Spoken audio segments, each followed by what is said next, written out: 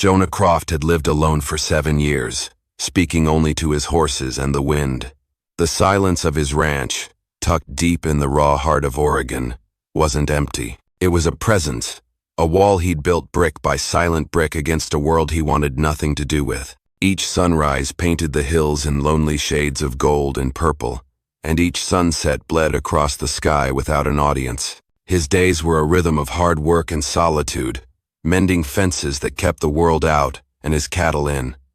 He'd forgotten the sound of his own voice for days at a time, and he liked it that way. The world of men was a place of noise, greed, and promises that cracked like dry earth. He'd had his fill of all three. But on a blistering August afternoon, the heat itself, a physical weight, his supply of flour and salt had run low. The trip to the nearest town, a dusty collection of clapboard buildings called Providence, was a necessary evil. He rode in slow, his hat pulled low, his face a mask of indifference carved by sun and sorrow. The town was buzzing with a rancid energy. Men stood in tight, grinning knots, their laughter sharp and cruel. Women watched from the shadows of storefronts, their faces grim. Jonah's only goal was the general store, a quick trade, and the long ride back to the quiet embrace of his land. Then he heard it. The bark of an auctioneer, a sound that didn't belong with the lowing of cattle or the clang of a blacksmith's hammer. Curiosity, a feeling he'd long since tried to bury, pulled him toward the town square. What he saw there made the dust in his throat feel like bile. It wasn't livestock on the block. It wasn't a foreclosed farm. It was a person. A figure stood on the rough-hewn stage, small and still, its head and face completely hidden beneath a filthy burlap sack. The sack, stained with God knows what, was cinched tight around the neck with a piece of rough twine. You couldn't see a face, couldn't see hair, couldn't guess an age. It was just a shape, made anonymous by a piece of cloth. A thing. The auctioneer, a fleshy man with a greasy smile, paced the stage with practiced showmanship. "What am I bid for this piece of property?" he boomed, his voice slick with contempt. "Guaranteed quiet. Won't give you no trouble." A ripple of laughter went through the crowd of dusty ranchers and grim-faced drifters. Found wandering, a vagrant and a thief. Some say worse. The good folks of Providence have no use for such burdens. He poked the figure's shoulder with a stick, and it flinched but made no sound. "So, we offer her to you. A strong back for cheap labor. $1, anyone? Just $1 to take this problem off our hands." Jonah stood frozen at the back of the crowd, his hand resting on the worn leather of his saddlebags. He'd seen ugliness in his life. He'd seen death in the war and desperation in the settlements that followed. But this was different. This was a cold, casual cruelty. A spectacle made from erasing a human being in broad daylight. He saw the smirks on the men's faces, heard the lewd suggestions whispered on the hot air. They weren't seeing a person in trouble. They were seeing an object, something to be used and discarded, something inside him, a piece of his soul he thought had turned to stone, began to burn with a cold, clean fury. He remembered the promise he'd made to himself when he'd first ridden into this wilderness, to stay clear of the affairs of others, to build a life where the only betrayals came from the weather. "Ride away, Jonah," a voice in his head warned. "This ain't your fight. This is the very poison you left behind." But his boots felt nailed to the ground. He looked at the slumped shoulders of the figure on the stage, the absolute stillness of its surrender. He thought of the wind, how it could be cruel but was never malicious.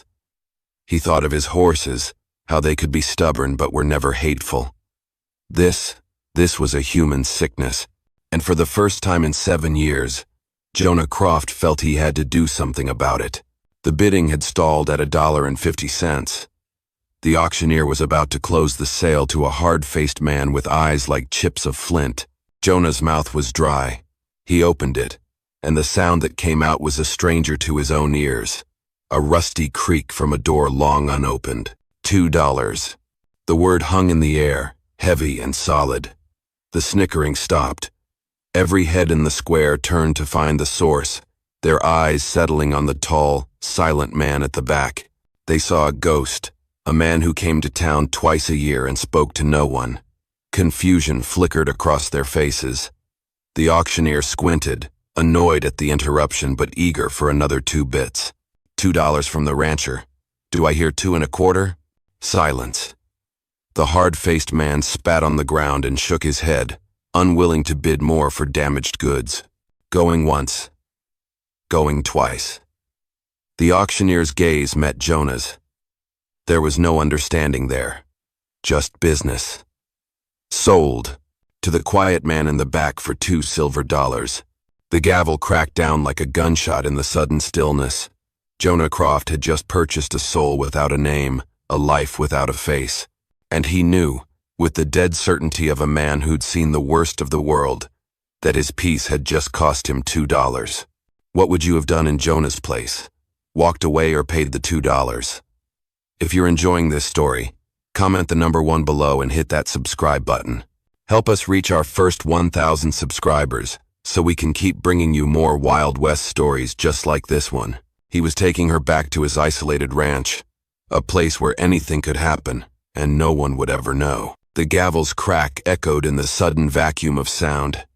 For a moment, the world held its breath.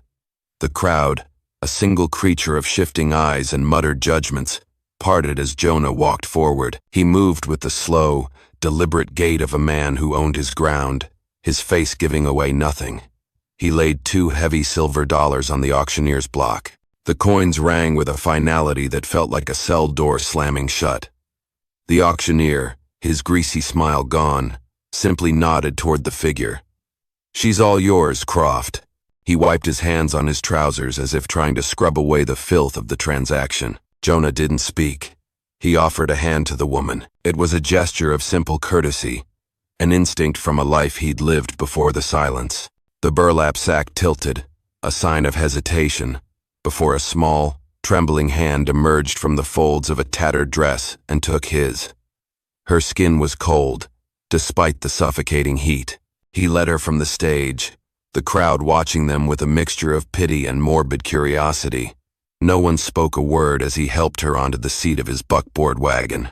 As he climbed up beside her and took the reins, he could feel the town's eyes on his back, branding him. He was no longer just the quiet rancher. He was the man who'd paid $2 for a woman with a sack on her head. The journey back to his ranch was a long, suffocating eternity of silence. The only sounds were the rhythmic creak of the wagon wheels and the soft thud of the horse's hooves on the dry, packed earth. He didn't look at her.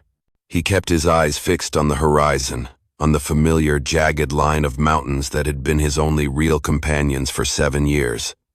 But he was aware of her presence with every fiber of his being. It was a weight on the seat next to him, a disruption in the air, a presence that screamed of the mistake he had just made. What in God's name have you done? The question wasn't a thought. It was a physical sensation, a tightening in his gut.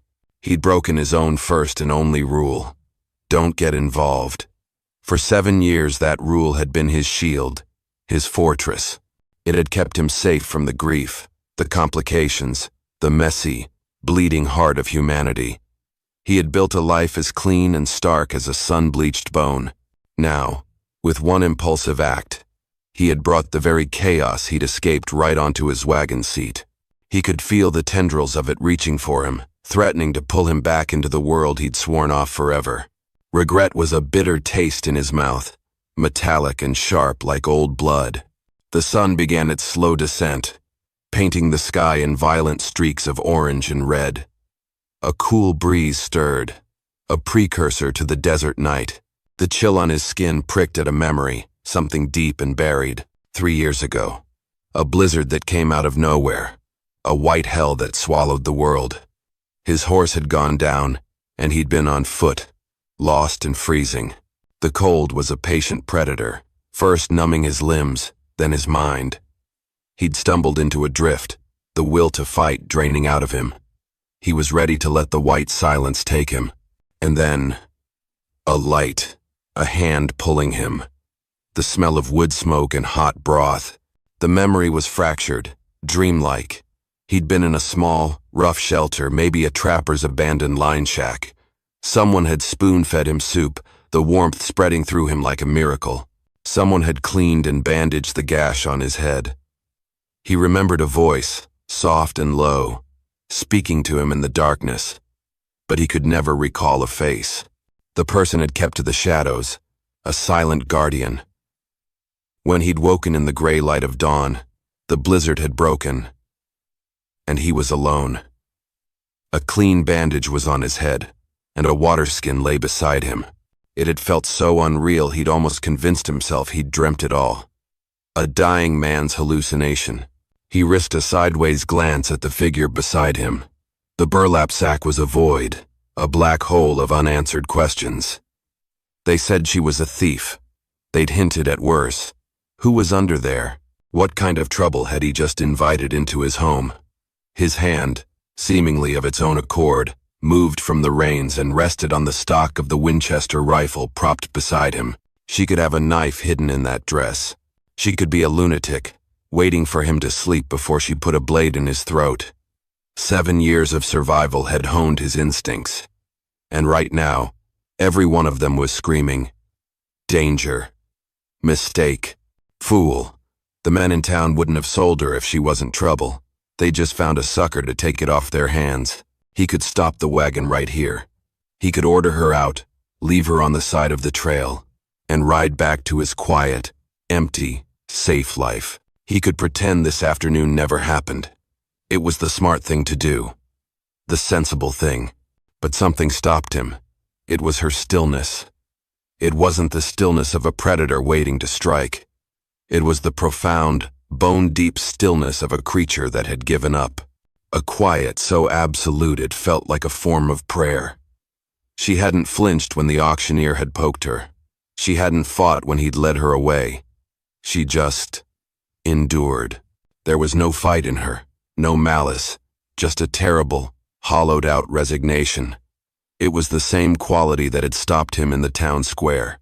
It cut through his fear and his anger, and it found that small, flickering ember of the man he used to be.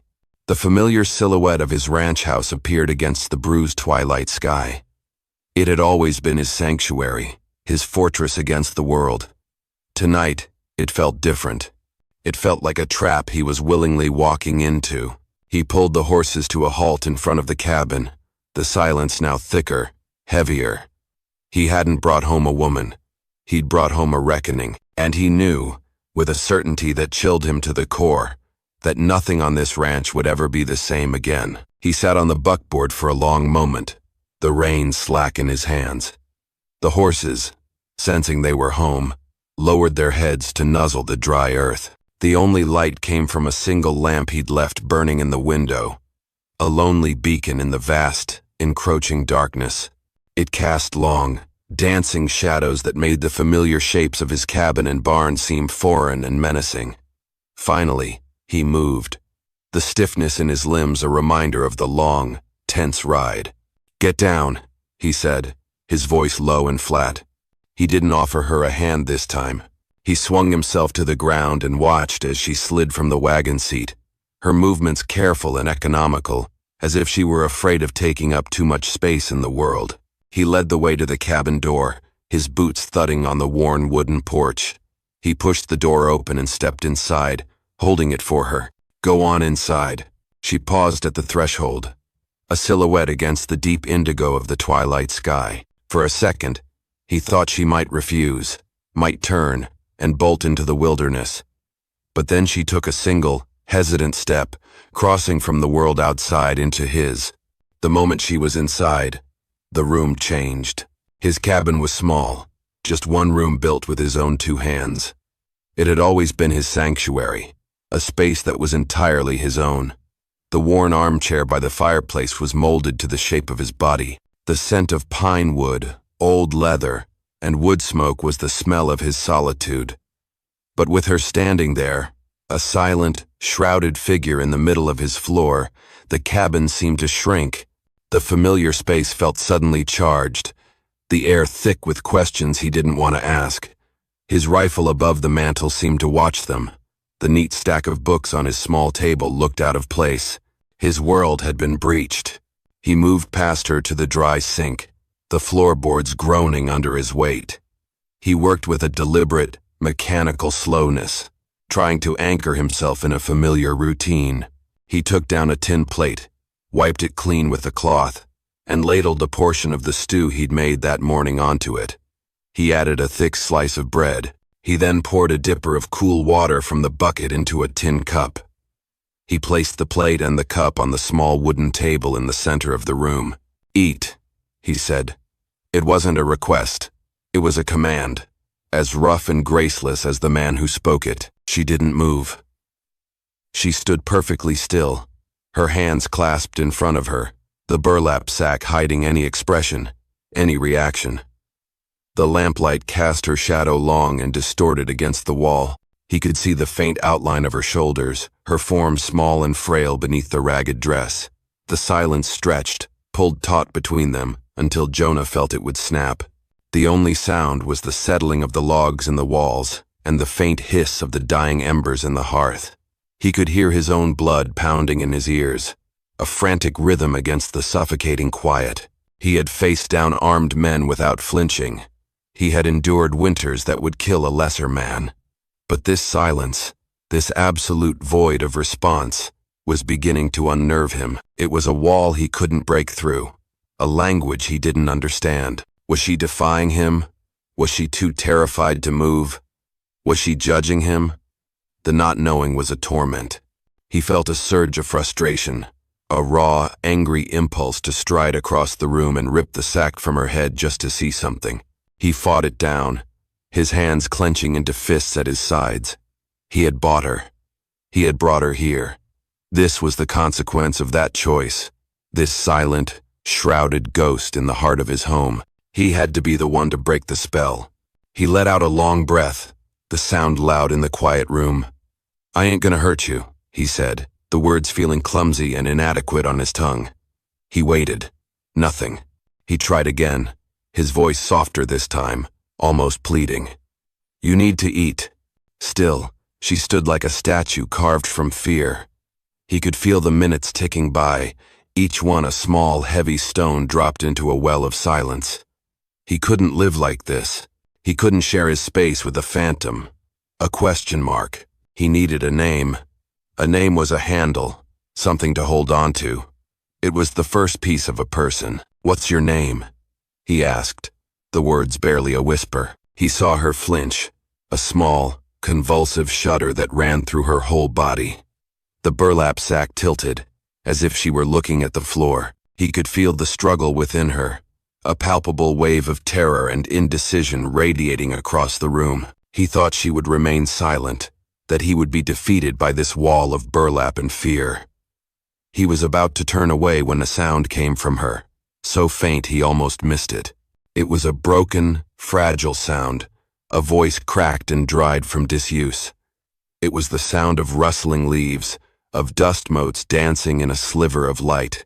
"Lydia." She stopped, as if the single word had taken all her strength. Jonah waited, his breath caught in his chest. Lydia Sharp. The name wasn't a sound. It was a key. It slid into a lock in his memory he didn't know was there and turned. The walls of 3 years dissolved. The blizzard roared back into his mind. The blinding white, the biting cold, the blessed relief of a stranger's fire. He was lying on a rough cot, drifting in and out of a fevered dream, and a voice, that same broken, quiet voice, was whispering to him, reassuring him. He remembered asking for a name, his tongue thick and clumsy. The answer had been a whisper in the dark. Lydia. It was her. The realization struck him with the force of a physical blow. He stared at the woman in the sack, but he wasn't seeing her anymore. He was seeing the angel of mercy from his past, the faceless savior who had dragged him back from the edge of death, the person who had given him these last 3 years of life. His gaze dropped to the plate of stew on the table, then back to the woman who stood starving and terrified in his home. He had paid $2 for her.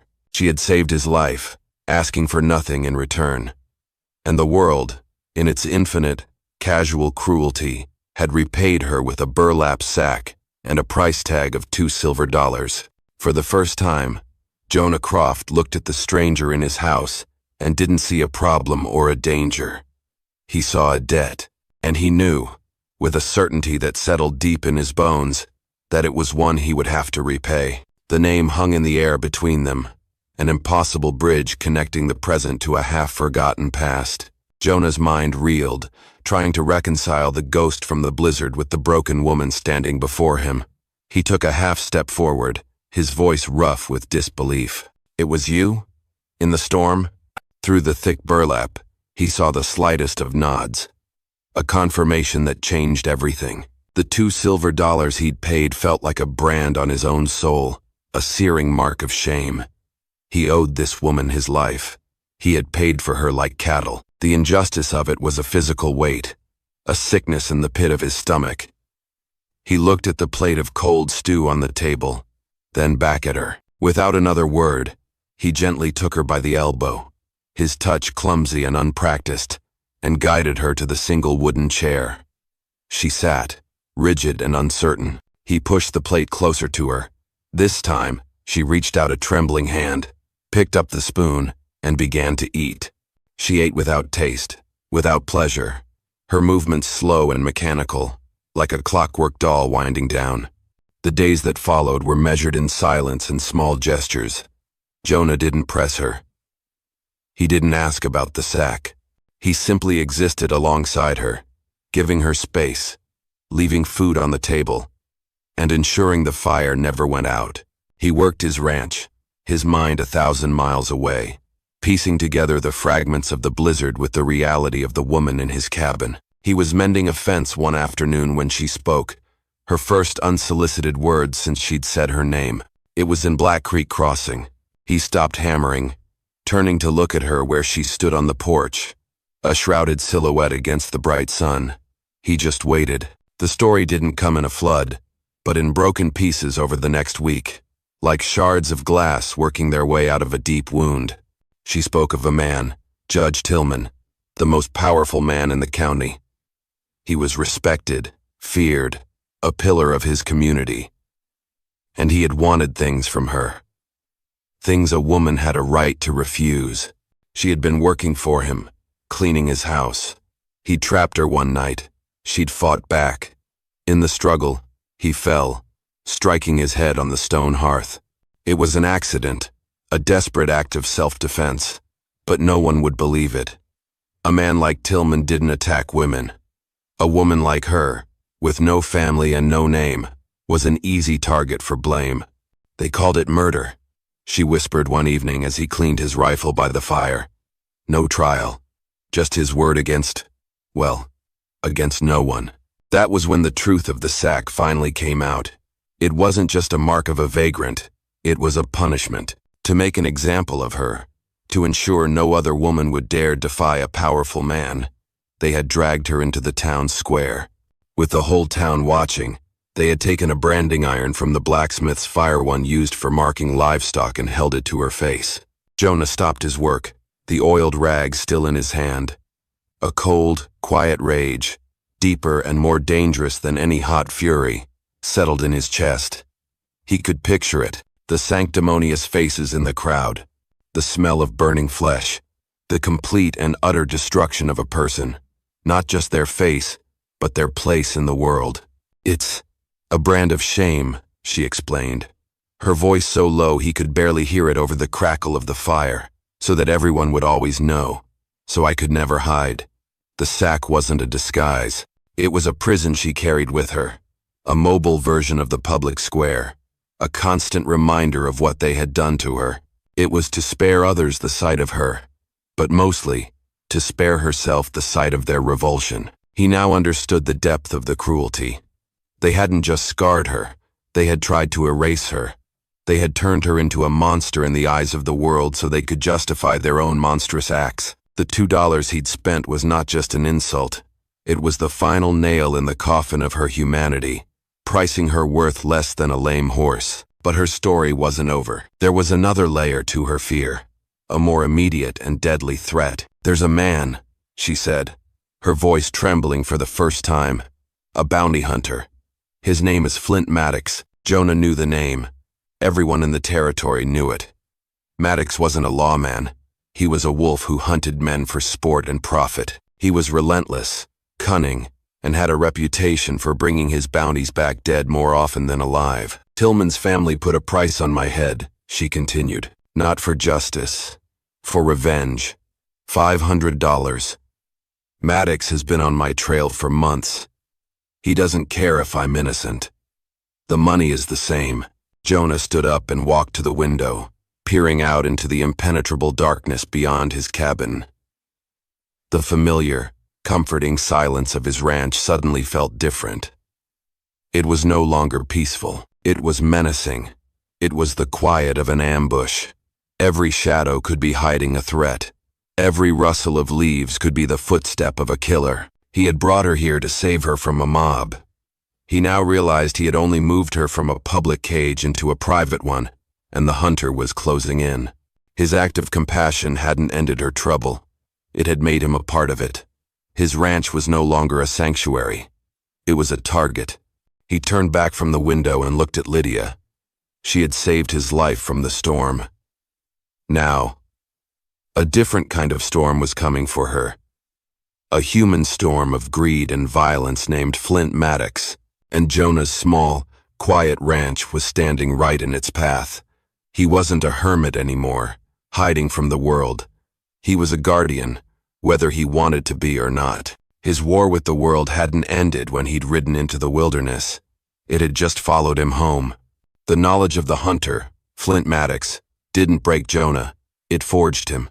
The fear he'd felt on the ride from town, the gnawing regret, the instinct to run was burned away in the cold fire of his newfound resolve. This was no longer about a mistake or a charitable act. This was about a debt, a life for a life. The quiet solitude he had cultivated for 7 years had not made him weak. It had honed him, stripping away everything that wasn't essential, leaving behind a core of unyielding iron. He now had a purpose sharper than any fear. He didn't speak of Maddox again, not immediately. He didn't ask Lydia what she thought they should do. To ask would be to place a burden on her that she was not yet ready to carry. Instead, he began to prepare. His movements around the ranch became more deliberate. He checked the pins on his window shutters, oiled the hinges on his doors so they moved without a sound, and spent a little longer each evening cleaning his Winchester, his hands moving with a familiar, deadly grace.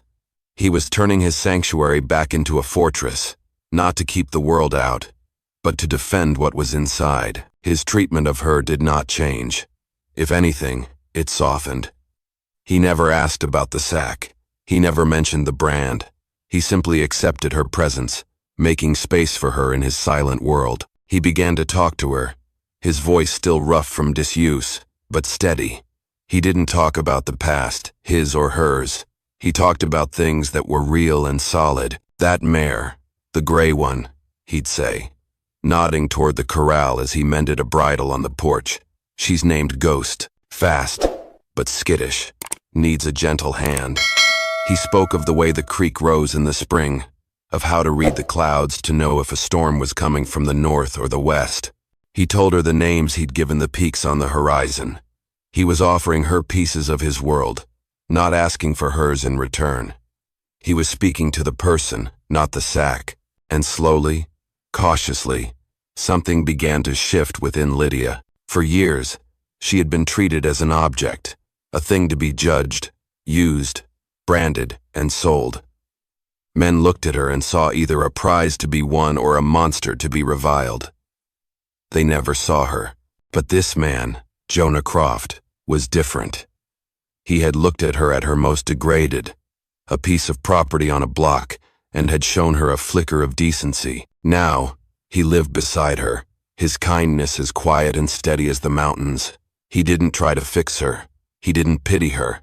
He simply saw her. She began to listen. At first, she remained a statue.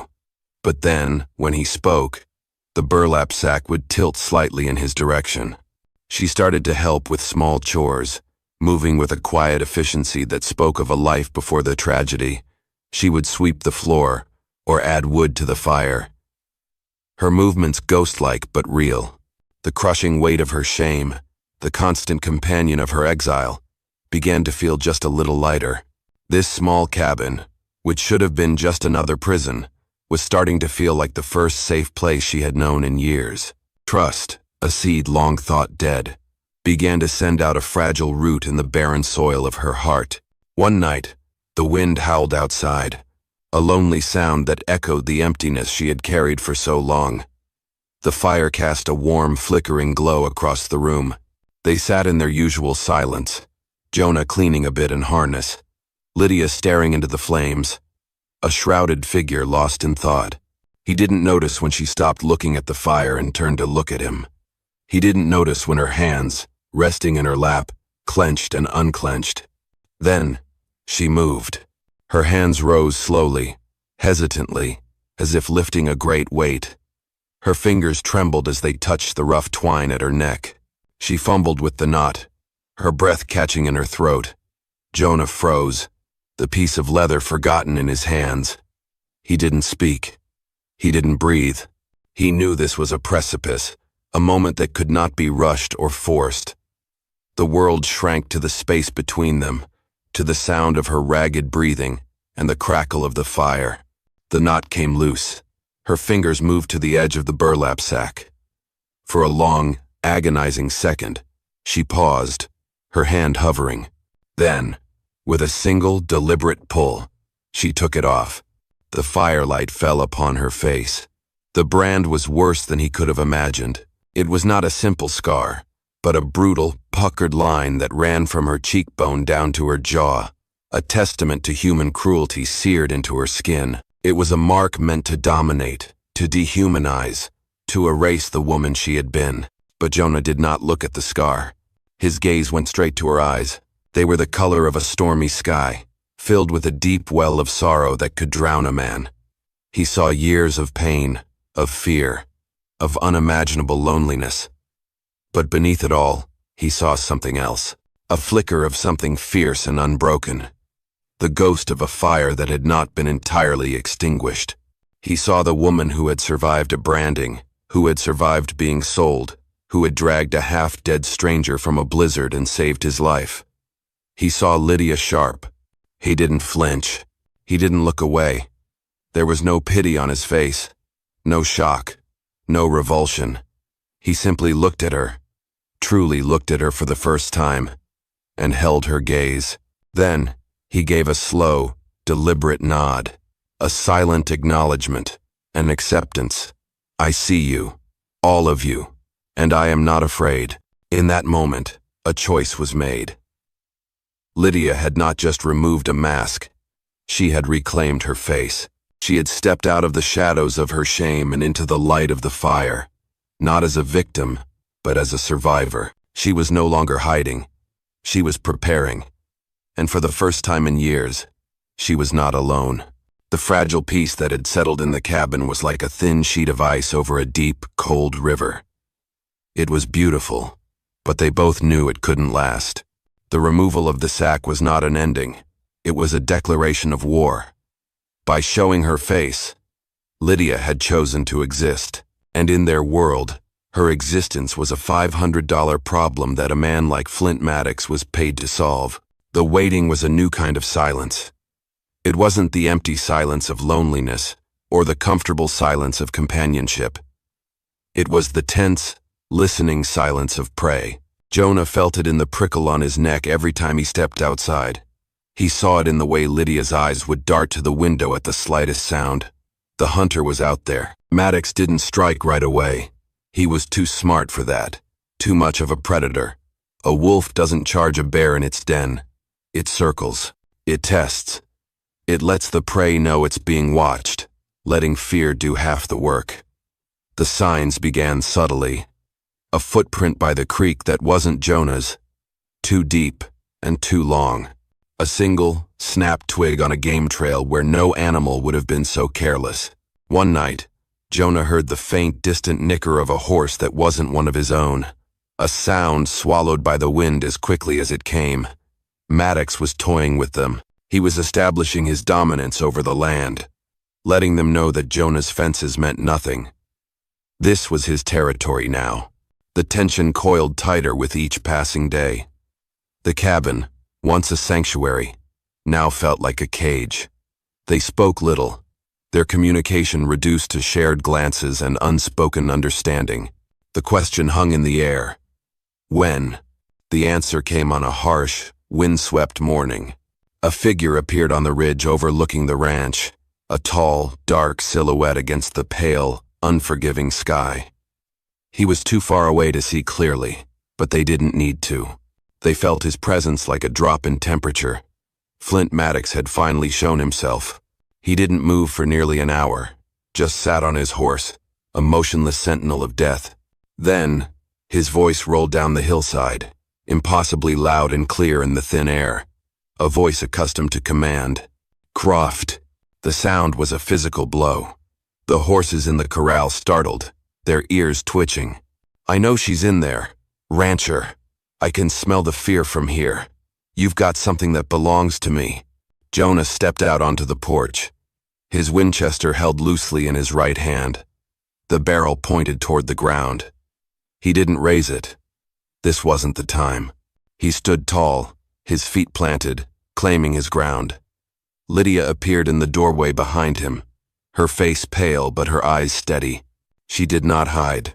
Send out the murderin' whore, Croft. Maddox boomed, his voice dripping with casual malice. You do that, and I'll ride away. I got no quarrel with you. But you harbor her, you die with her. It's that simple. Jonah's voice, when he answered, was not loud, but it was firm, carrying on the wind with the weight of conviction. There's no murderers here. He saw Maddox shift on his horse. A glint of sunlight off something metal. Wrong answer, the hunter called back, a hint of dark amusement in his tone. Then, as quickly as he appeared, he spurred his horse and vanished back over the ridge. The confrontation had begun. Jonah knew a direct fight was suicide. Maddox was a professional killer, a man who lived and breathed violence. He would be faster on the draw, more accurate with a rifle at a distance. Trying to outshoot him would be a fool's game. Jonah's strength wasn't in his gun hand, it was in this land. He knew every rock, every ravine, every trick of the light and shadow. If they were to survive, they had to fight on his terms. He turned and went back inside, Lydia following him. The air in the cabin was thick with unspoken fear. He'll try to draw me out, Jonah said, thinking aloud as he paced the floor. Or he'll wait for night, try to burn us out. He thinks he's in control. He thinks we're trapped. It was Lydia who spoke next, her voice quiet but clear, stripped of the broken fragility it once held. He thinks he's hunting a frightened rancher and a broken woman. Jonah stopped pacing and looked at her. He saw the fire in her eyes, the same fire he'd seen the night she'd taken off the mask. It wasn't the wild fire of rage, but the steady, hot flame of a forge. She had been hunted, branded, and broken, but she had survived. Survival was its own kind of weapon. He misjudges us, she said. In that moment, they were no longer protector and victim. They were partners, a council of war. They didn't have numbers or superior firepower. They had knowledge, and they had desperation. He knows the land, Jonah reasoned, but only as a hunter tracking prey. He doesn't know its bones. He walked to his small table and unrolled an old, hand-drawn map of his property, a map he'd made in his first year, charting every creek bed, every stand of trees, every narrow pass. He expects us to hide, to cower, to wait for him to make a move, so we don't wait. Lydia finished, her gaze fixed on the map. She pointed a slender finger to a section marked with a skull and crossbones, a grim joke from years ago. What is this place? Dead Man's Pinch? A box canyon, Jonah explained. Steep walls, only one way in or out. A fool's trap for anyone who doesn't know the high trail out the back. A plan began to form between them, built from his knowledge of the terrain and her understanding of a predator's mind. They would not be the prey. They would not wait for the wolf to come to their door. They would set their own trap. They would use Maddox's arrogance, his belief in their weakness, against him. They would lead the hunter into a cage of his own making. They would not run. They would not hide. They would turn the tables. They would make the hunter become the hunted. Their plan was simple, brutal, and hinged on a predator's pride. They didn't have to wait long. At dawn the next day, Maddox made his move. A single shot rang out, splintering the wood of the porch railing. It wasn't meant to kill. It was a summons. This was the moment. Jonah gave Lydia a single, sharp nod. Taking a deep breath, she burst from the back of the cabin. She ran with a convincing, panicked desperation, not toward the open plains, but toward the jagged foothills and the narrow opening of Dead Man's Pinch. She was the bait. From his hiding spot in the rocks above, Maddox saw her. He let out a triumphant whoop. The woman had broken. The rancher was probably cowering inside. This was the end of the hunt. With the casual arrogance of a man who believed he was invincible, he spurred his horse and gave chase, leaving the cabin and the frightened rancher behind. He didn't notice the second horse missing from the corral. He didn't see the figure of Jonah Croft, moving like a ghost through the high rocks, circling around to get above the canyon entrance. Lydia ran, her lungs burning, the sound of hoofbeats growing closer behind her. She risked a glance back.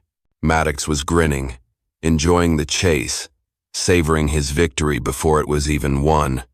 She pushed herself harder, her feet finding purchase on the familiar, rocky ground. She disappeared into the narrow mouth of the canyon just as Jonah reached his perch. Maddox followed her in without hesitation. The canyon walls rose steeply on either side, a natural cage. He slowed his horse, his eyes scanning the shadows, expecting to find her huddled and weeping behind a rock. That was when the world exploded. Jonah, using a long, sturdy log as a lever, dislodged the keystone of a scree pile he had identified years ago. It started with a rumble, a deep groan from the earth itself. Then, tons of rock and dust cascaded down, a thunderous avalanche that sealed the entrance of the canyon completely. The dust choked the air. Maddox's horse screamed and reared, throwing him to the ground. The hunter was trapped. Maddox came up sputtering, his face a mask of rage and disbelief. He had been tricked. He fired his pistol blindly into the dust cloud above, the shots echoing like angry thunder in the enclosed space. "Croft, you coward. Face me like a man. I'm not the one hiding in a canyon," Jonah's voice called down, calm and steady. The fight was short and ugly. Maddox was a snake in a jar, lashing out in every direction. But Jonah wasn't fighting Maddox's fight. He didn't offer himself as a target. He used the terrain, his rifle appearing in one opening in the rocks, then another, his shots not aimed to kill, but to control. He pinned Maddox down, shattering the rock near his head, kicking up dust near his feet. He was a phantom, his presence everywhere and nowhere at once. Enraged and outmaneuvered, Maddox finally made a desperate run for the back of the canyon, hoping for an escape route that wasn't there. That's when Jonah descended, sliding down a steep incline to cut him off. They finally met face to face on the canyon floor. The fight was raw and desperate, a clash of bone and muscle. Maddox was strong, fueled by fury, but Jonah was fueled by something more potent, justice. In the end, it was a heavy rock in Jonah's hand, not a bullet, that ended the fight, striking Maddox's temple with a sickening thud. The hunter crumpled to the ground, unconscious.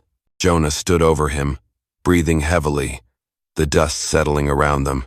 He had won, but as he looked down at the defeated man, he felt no triumph, only a grim, weary satisfaction. It was then that he heard the sound of approaching riders. Not one, but several. His heart sank. Had Maddox brought men with him?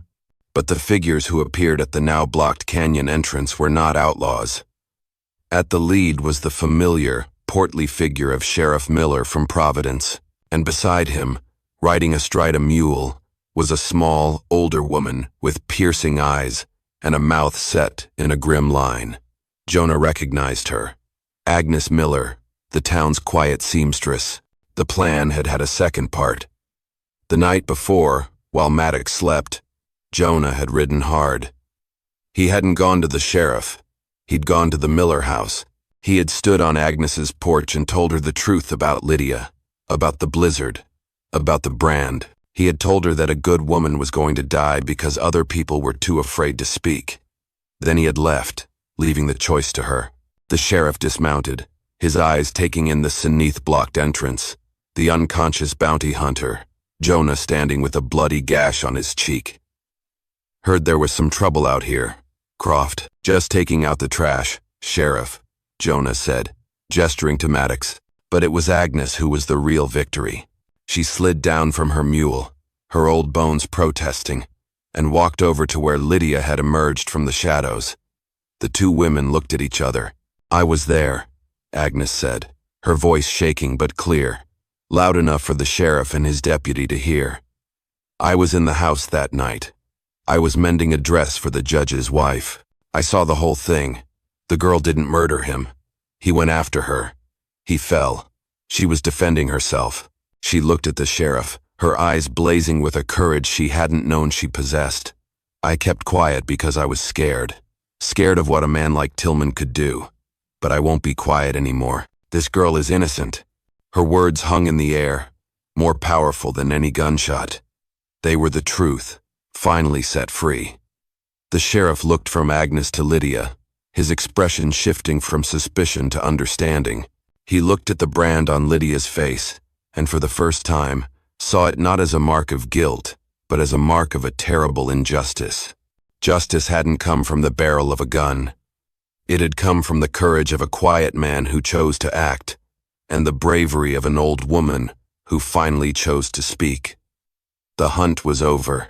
When the dust finally settled in Dead Man's Pinch, it left behind a silence that was different from the one Jonah had known. This was not the empty silence of solitude.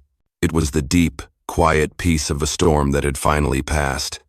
The sheriff took a bound and gagged Flint Maddox into custody, his face a mixture of professional duty and newfound respect for the quiet rancher. Agnes Miller placed a gentle, wrinkled hand on Lydia's arm, a silent promise of solidarity that said more than words ever could. Then they were gone, leaving Jonah and Lydia standing alone amidst the wreckage of their battle, the canyon walls a silent witness to their victory. They rode back to the ranch side by side. No words were needed. They moved with the easy, unspoken understanding of two people who had faced death together and walked away.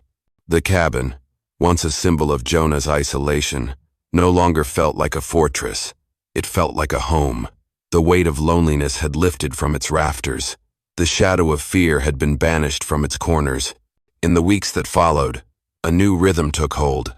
They worked together, mending the fences Maddox had watched, patching the splintered wood on the porch, their movements a quiet dance of partnership. Jonah's gruff commands softened into simple requests. Lydia's hesitant gestures blossomed into confident action. They were not protector and protected anymore.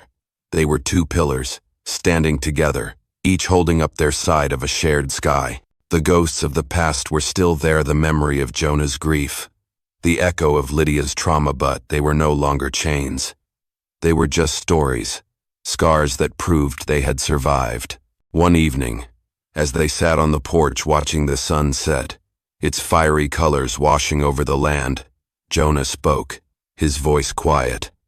"The preacher makes a circuit through Providence next month." He didn't ask a question. He just stated a fact. Lydia turned to him, her face bathed in the golden light, a slow smile. The first genuine, unguarded smile he had ever seen from her, lit up her features. It transformed her. In that smile, he saw the woman she had been before the world had tried to break her. "I imagine he does," she said softly. That was all. An agreement made without proposals or promises. An understanding that had grown as wild and strong as the land around them. The wedding was not held in a church. Their church was the cathedral of pines at the edge of the property, the sky their stained glass window. There were no guests. Their only witnesses were the ancient mountains and the wind that whispered through the trees. For the occasion, Lydia had taken the old burlap sack, the symbol of her shame and erasure, and had washed it in the creek until the fabric was soft. With her own hands, with a needle and thread given to her by Agnes Miller, She cut and stitched it. It was no longer a hood to hide her. She fashioned it into a simple, rustic bridal veil. It was an act of defiance and reclamation. A declaration that she would define what the symbols of her life meant. She walked toward him through the tall grass, the late afternoon sun filtering through the trees. When she reached him, he looked at her, his heart full. He saw not a victim, but a queen. They spoke their own vows, simple words that held the weight of mountains, words about finding shelter in a storm, about seeing a soul when the world saw only a brand, about a debt that had become a gift. Then, with a hand that was steady and sure, Jonah reached out and lifted the burlap veil. He looked at her face, at the scar that was as much a part of her as the color of her eyes. He leaned in, and his kiss was not for her lips, not at first. He gently, reverently, pressed his lips against the harsh, raised line of the brand. He wasn't kissing a wound, he was kissing her story. He was honoring her survival. A single tear traced a path down Lydia's other cheek, a tear not of sorrow, but of release. When he finally kissed her lips, it was a kiss that sealed not just a marriage, but a healing. They had found their salvation not by running from the past or by forgetting their pain. They found it by facing their scars, by taking the ugliest parts of their lives and transforming them into the foundation of their love. In the vast, wild quiet of the Oregon wilderness, two broken people, bought for $2 silver, had finally found what they were worth. And together, they began to build a life, not on the ashes of what was lost, but in the enduring light of what they had found. And so our story ends, doesn't it? The hunter is caught, the innocent are freed, and two lonely souls find a home in each other under a vast western sky. It's a satisfying ending, the kind that makes you take a deep, clean breath when it's over. But a story like this, if it's any good, doesn't just end when the talking stops. It settles in your bones. It leaves you with an echo, a question that follows you out of the story and back into your own life. And the question this story leaves us with is a powerful one. What do we do with the damaged things? In our world, today, we don't have town square auctions for human beings, thank God. But we have our own versions, don't we? We have our own burlap sacks. We see them every single day. A person's burlap sack might be the mistake they made 10 years ago, a story that follows them around, whispered at gatherings. It might be a political sign in their yard that makes us put them in a neat little box, assuming we know everything there is to know about their heart and their mind. It might be the clothes they wear, the car they drive, or the job they do. We see the sack, the label, the rumor, the first impression, and we stop looking. We make our judgment, pay our metaphorical 2 cents of opinion, and move on. The story of Jonah Croft is a lesson in the quiet courage of looking deeper. He stood in that crowd and saw something everyone else missed. They saw a problem, a piece of property, a thing to be mocked or used. He saw a flicker of humanity suffering under a shroud of shame, and he made a choice. Not a grand, heroic choice, not at first. It was a small, almost reluctant choice. Just $2. Just a simple act of saying, no, not this. This is wrong. How often do we get that chance? The chance to quietly defy the crowd's judgment. The chance to offer a small kindness to someone everyone else has written off. The person at work who is always talked about but never talked to. The family member who is defined only by their struggles. We live in a world that is loud with opinions and quick to judgment. It's so easy to join the chorus. It takes a certain kind of strength, a certain kind of peace within yourself, to stand at the back of the crowd and choose compassion instead, to choose to see the person, not the sack. And then there's the scar. When Lydia finally removed that hood, she revealed a mark of terrible cruelty, a brand meant to define her forever as a monster, as something less than human. This, I reckon, is the heart of the story. Because every single one of us has scars. Most of ours aren't on our faces, seared there by a branding iron. They're on the inside. They are the shape of a past failure, a deep loss, a betrayal, or a shame we carry in silence. We spend so much of our lives trying to hide them, covering them with success, or humor, or a brave face.